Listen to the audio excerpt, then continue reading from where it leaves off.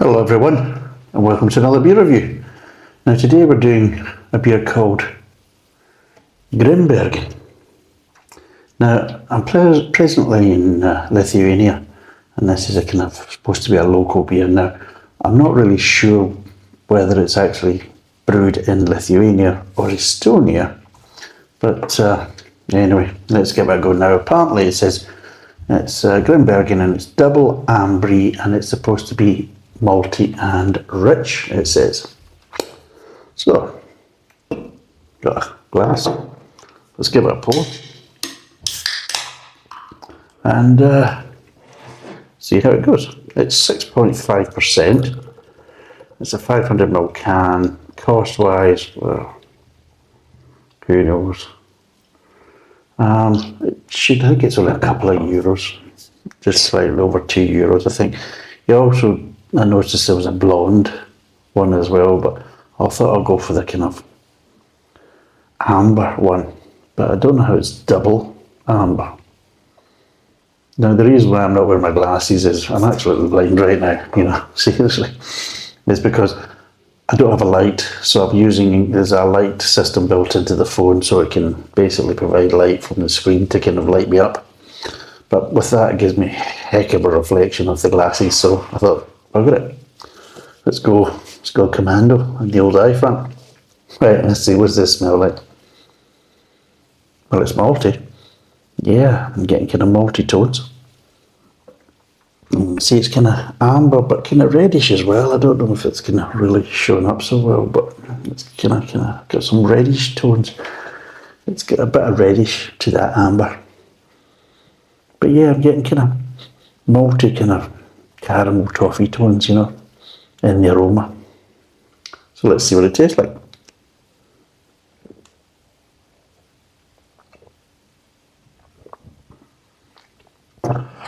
Well, it's malty. It's definitely rich, and it's 6.5%. Yeah, you can feel that richness, so you can. But yeah, it's I'm not picking up much hops. It's definitely a malt forward beer, and there's no real bitterness at the back end. It's just malty, richy goodness, especially in the kind of front of the mouth and mid-tongue. Overall, it's actually quite nice. So that's quite nice indeed.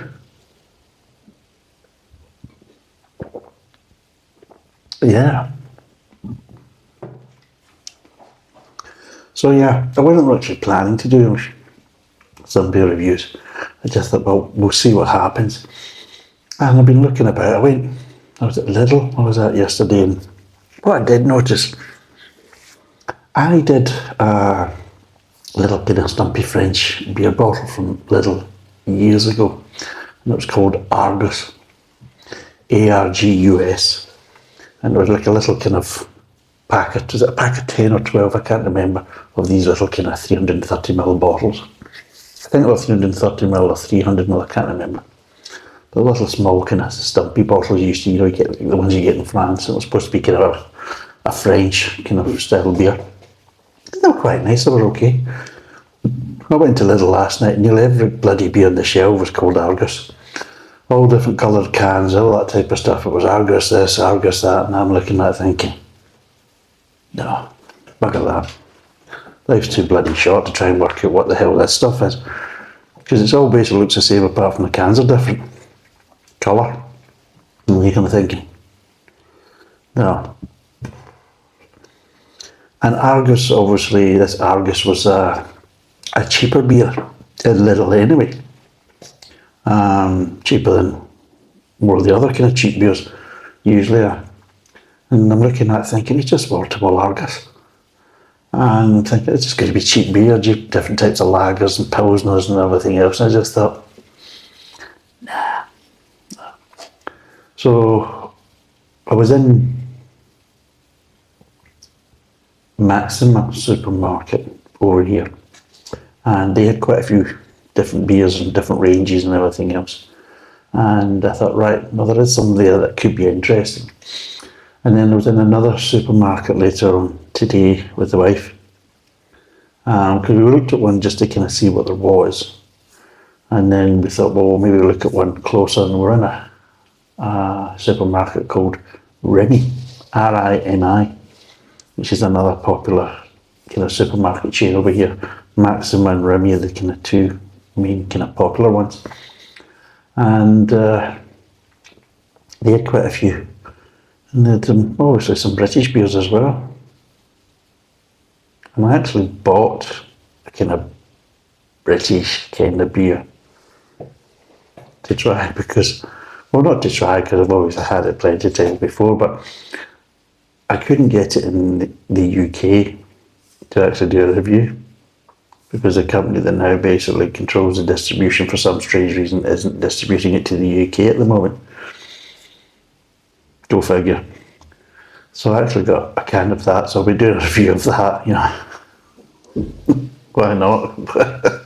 So I thought, well, there's an opportunity this, I might as well. But yeah, this is actually quite a nice beer. What I did notice was there's quite an array of ciders as well over here. Because all these kind of cans I bought, I think there's a bottle as well, but I think there's 3 cans I bought. And you can either buy them in the fridge or out of the fridge, or you can buy them off the shelves. And I thought, well, I'll buy them off the shelves because then I can control what kind of temperature I'm kind of chilling them at, rather than just have them all the kind of same ice cold temperature coming out these different. And they've got lots of different fridges in the supermarket. So there was a full fridge of just all cider. Then there was ones that are all non-alcoholic, so I kind of ran away from that quite quickly because I just felt unclean standing near it. You know, all icky. And yeah, it was quite an array, but yeah, strange at how much cider there was. I was quite surprised on that. And they've even got some British ciders in there as well, so there you go. But yeah, this is actually quite a nice beer. Shall we do any flavours? That's it. Right, starts off with, there's a nice kind of level of sweetness there. Not overly sweet, but there is a sweetness to kind of match that kind of malty richness that you're getting. There's quite a lot of body in this beer. It's not one of these ones where you're going to have, right, you could have a bit of a session on it. The mouthfeel is actually quite nice. It's on the kind of softer end, so you could actually, but at 6.5 you do kind of feel the alcohol, but because it's an easy finish, you're not really getting too much resistance, put it that way. But yeah, it starts off with a nice kind of maltiness. So it does. A nice bit of grain and a nice bit of sweetness. But yeah, you're getting 2 main kind of tones with the malt. You're getting slightly kind of caramel, you know, and you're also getting slightly kind of toffee-esque. So you're getting 2 kind of levels of malt there. So you'll probably find that there's probably at least 2, maybe 3 levels of, or types of malt actually in this. Move on to the mid-tongue. And the sweetness is still to the same level. Maltiness is slightly kind of dying down. The grain's kind of holding. And that's what you're kind of getting. You're just getting this kind of nice rich body kind of developing in the mid-tongue. You're just getting a nice level of richness. Flavours don't really change that much in the mid-tongue. And there's really nothing at the back end. There's no bitterness, no real change. Just you have a nice kind of easy, kind of rich mid-tongue. You start to feel a little bit of the alcohol there, but not too much because, again, very malty. So it's being able to carry that kind of higher 6.5%. And yeah, it just nicely dissipates to a clean finish at the back end. To be honest, it's actually quite a nice, for me, from my kind of outlook, it's quite a nice, easy drinking beer, but because it has that richness and it is quite malty, I'm not looking for any kind of bitterness or anything too much at the back end because I just think it would just make it too busy. So I think it's one of these beers where there's plenty at the front of the mouth, plenty going on in the mid-tongue. It doesn't really need anything at the back end. It's balancing enough just with them two. I think it'd be too much if there was something at the back end there to try and kind of change anything. And yeah. This is really quite a nice beer actually. I would definitely buy it again, and I would definitely recommend it, especially if you like multi beers.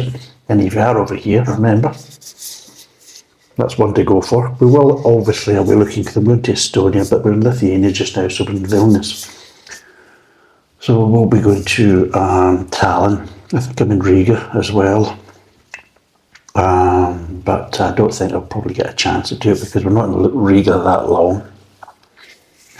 We're really kind of passing through, so we will be in Tallinn. So, well, maybe if I find anything interesting, I'll do some beer reviews from Tallinn. But right now I'm doing 4 from Vilnius, and I think that's enough. But yeah, I would definitely recommend this one. This is the first one, and yeah, I'm very happy with it. Price wise, flavour wise, yeah, it just ticks all the boxes. It's quite nice. What I do quite like about it is it's got that nice mouthfeel. It just, you know, sometimes you get kind of more kind of ale type beers in some of these countries where they overcarbonate it, and even though it's got actually quite a nice ale, they've just kind of spoilt it by overcarbonating like they do with lagers. So at least with this one, it's got that nicer, softer mouthfeel that you would expect from a beer like this. So that's a good one. Out of 10, what would I give it? Here's a question. What would I give it? Ooh.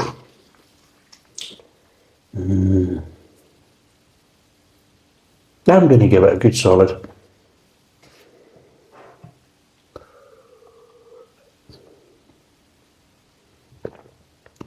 Good solid 6.5 out of 10. It really is. It's a nice beer. Good standard, above average.